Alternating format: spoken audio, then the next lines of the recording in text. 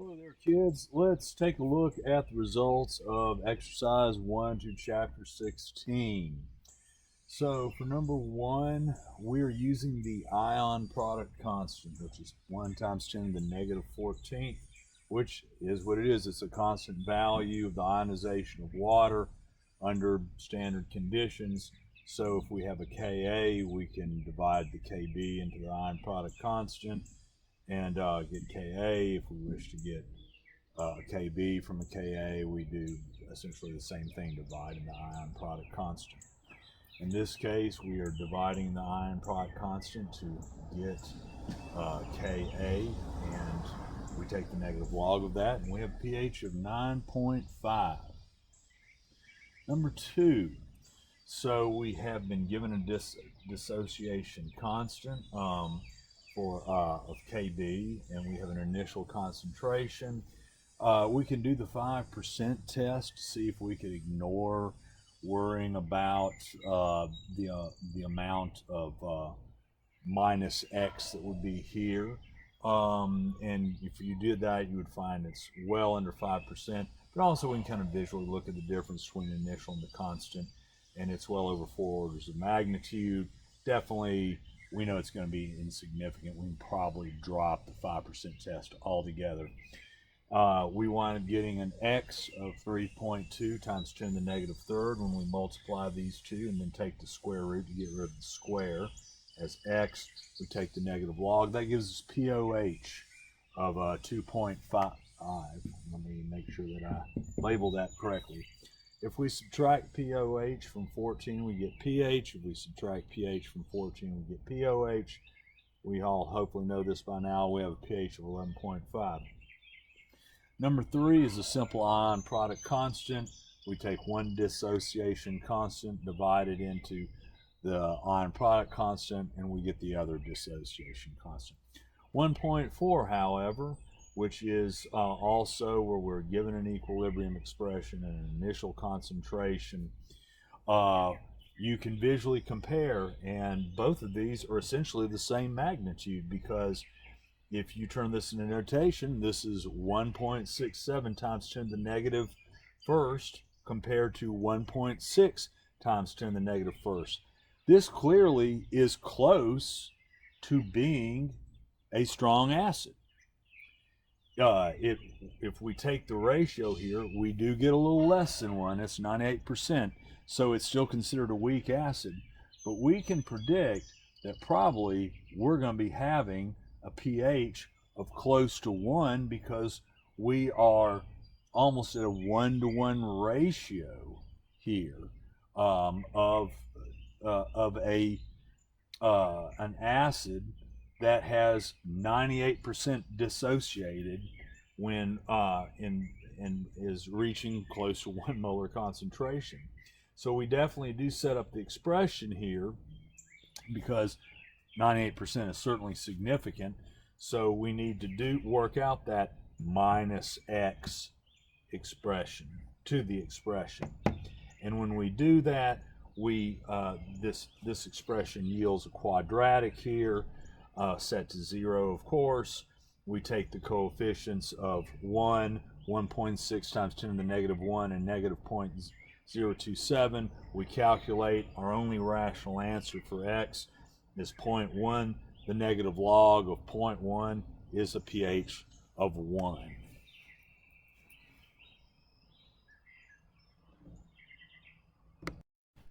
So moving on to number 5. That is an orders of magnitude question. So the question was, what would happen if you diluted down to 1/100th strength of a solution that had a pH of 2.4? Well, every time you're knocking something down to 1/10 of its strength, you're knocking it down by 1 log, because pH is a log 10 scale. In other words, a placeholder. So if you want more info on this, please watch the dilution video I posted a few days ago.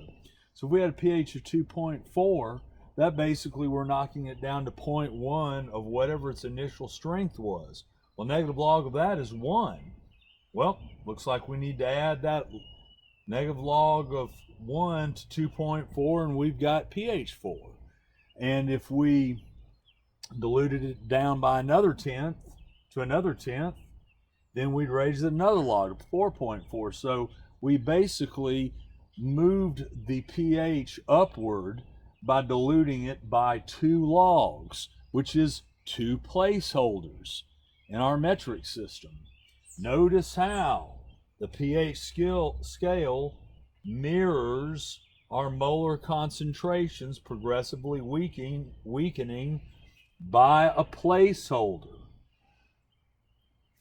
And this is really a good way of trying to visualize a sense of scale by a magnitude change of pH. So just really, I think this is a core math skill that is really important to get a hold of in chemistry. And many sciences do data transformations on the log scales. If you plan to do much of anything deep in the science, really need to get an intuitive sense of the logarithmic scale. At any rate, let's move on to our next question. So moving on to 6 through 10. Number 6 is pretty straightforward.